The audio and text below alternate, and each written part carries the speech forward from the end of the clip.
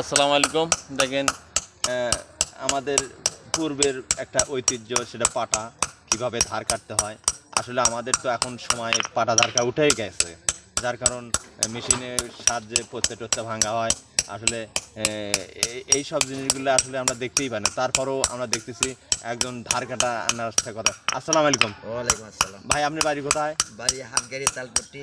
আচ্ছা, এটা কতদিন হলো এই কাজ করেন? প্রায় 40-42 বছর হচ্ছে। আচ্ছা, আসলে এই জিনিসগুলো হারিয়ে গেছে আমাদের এই মাঝে থেকে নাকি? আসলে হেরে গেছে। আসলে আচ্ছা, এটা কতক্ষণ সময় লাগবে আপনার এই কাটতে? লাগবে আমার 5 মিনিট।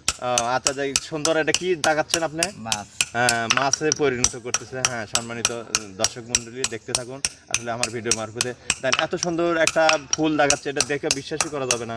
আপনারা দেখেন আমার ভিডিও মারফতে। তাহলে বাদ দেন। হ্যাঁ, তাও বাঁ হাত দিয়ে লিখতেছে, দেখেন। আসলে এটা একটা সাধজনক। আসলে ভাইকে ধন্যবাদ, কারণ এই পাটা তো আসলে উঠেই গেছে। কারণ ভিডিও কি ছেড়ে দিবেন? আসলে এই জিনিসটা দেখতেছি আমরা, আসলে আমাদের মাঝে ফিরে আসতেছে, এটাই হলো ধন্যবাদ। কারণ এই জিনিসটা যে আমরা দেখতেছি, তার কারণ আমরা এখন মেশিনে পত্তা ভাঙে, এখন পত্তা এটা তো আসলে পাটা পিসা যে একটা এই তরকারি এবং রান্না বান্না কাজ করলে যে যতটুকু শরীর কিন্তু স্বাদ, আসলে মেশিনে কিন্তু অত পারা পাওয়া যায় না। ওরকম স্বাদ। হ্যাঁ, ধন্যবাদ আপনাকে সবাইকে।